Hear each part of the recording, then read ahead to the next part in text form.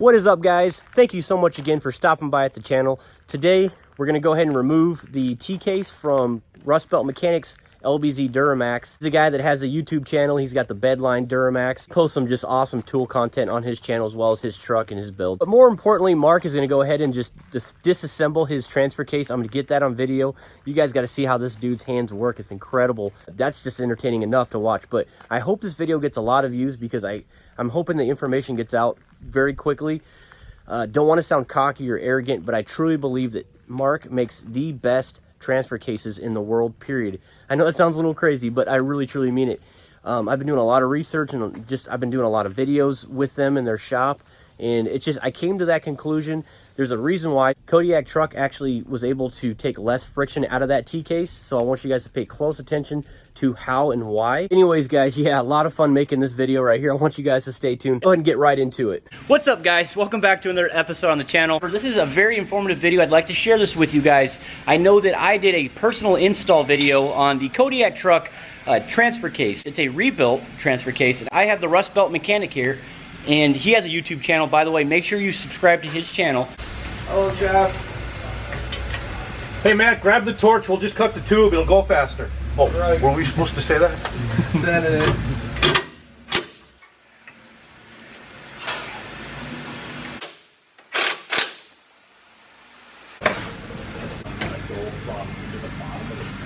So where are we at in the process, Mark? Well, we're just draining her. We got to jack it up. We got one nut on the bottom of the case yet, holding it in, which we got to get it jacked up so we can get the bottom trans mount off. That's how we do it. It's easier. That way we don't have to pull no cross members. And we'll have this thing out of here in probably about a minute and a half. So we've already been in the project probably about 20 minutes now, and this thing's pretty much already going to be coming out. So very impressive. Very impressive.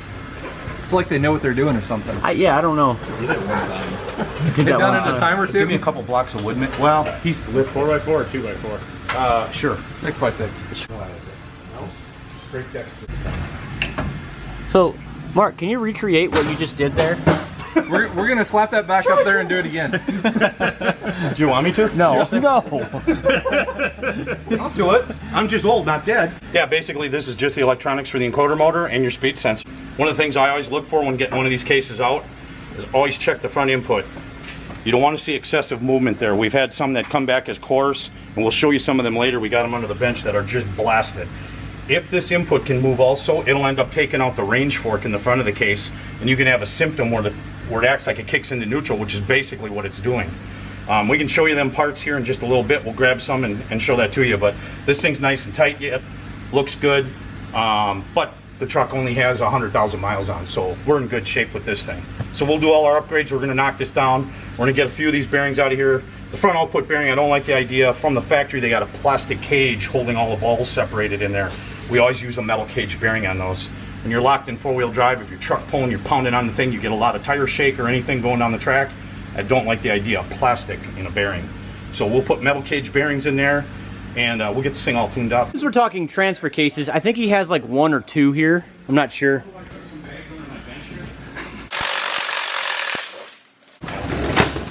There's Mark doing his thing. So as we're ripping this thing apart, we ended up finding out, where'd that clip go?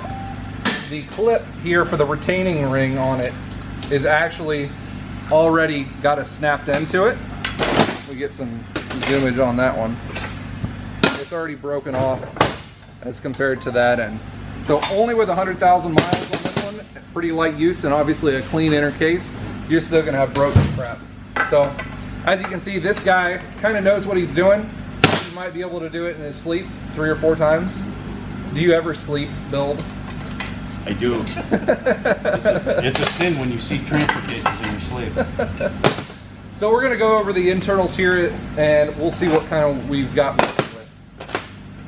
You know, this is why this is so important that you guys actually go after Mark in his T cases, because like Kyle said, this has got over 100,000 miles, and that's what your truck has on it currently. Yep, 108,000 miles. And we're already having issues.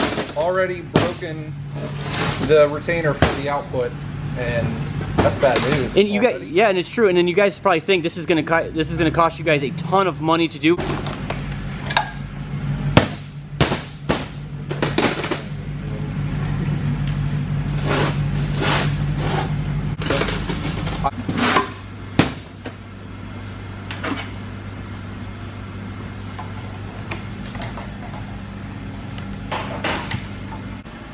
Yeah, there is definitely more than just putting a case saver plate or that type of thing in the back. There's other upgrades and things you should look at, really.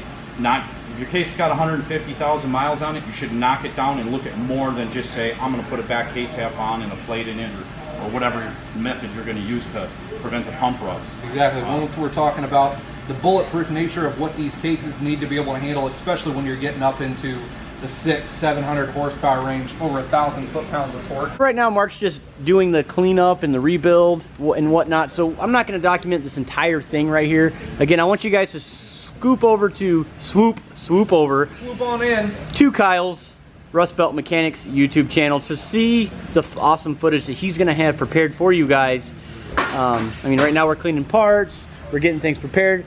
Mark is running 1,000,000 miles an hour right now, getting things done, and but that's where we're at right now in the process. One time, you don't look like you're the one jumping around like a chicken with your head cut off. That is true. That is true. You're right, actually. I'm actually just kind of chilling. It's good, chill mode. And Mark's doing the, he's cooking right now, you know. So as you guys seen on some previous videos, here's our factory main shaft setup. Metal on metal, we got an oil groove cut in it, but it's still metal on metal, a lot of friction. Our deal, we CNC machine it. This is plus or minus a half a thou. The machining quality is fantastic. Second to none. What we end up with is a machine down shaft. We actually run 3 bearings, not 2. This was an early design. And we basically take all the friction off of it. You compare the two, it's night and day. I can spin this as hard as I want. I spin this one as hard as I can. It'll go forever.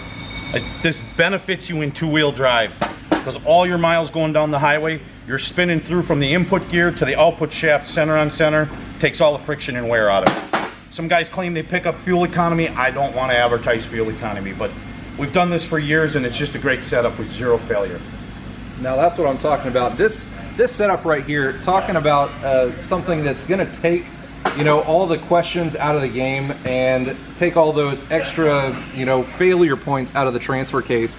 Are there any other normal failure points to the actual transfer cases, say in my truck right here as it sits? Absolutely. That rear snap ring groove in the rear of the case, when that fails, allows the main shaft to walk forward and back, and it simply will end up taking out the mode fork in the back, which we can actually show you an example of. Some people too made comments. They were concerned that we machined this down so far that we weaken the shaft. Bottom line is, if you're going to break this shaft anywhere through here, truck pulling, whole shot and boosted 4-wheel drive launches, you're going to break it at this snap ring groove in the back. That's exactly where all of them will break.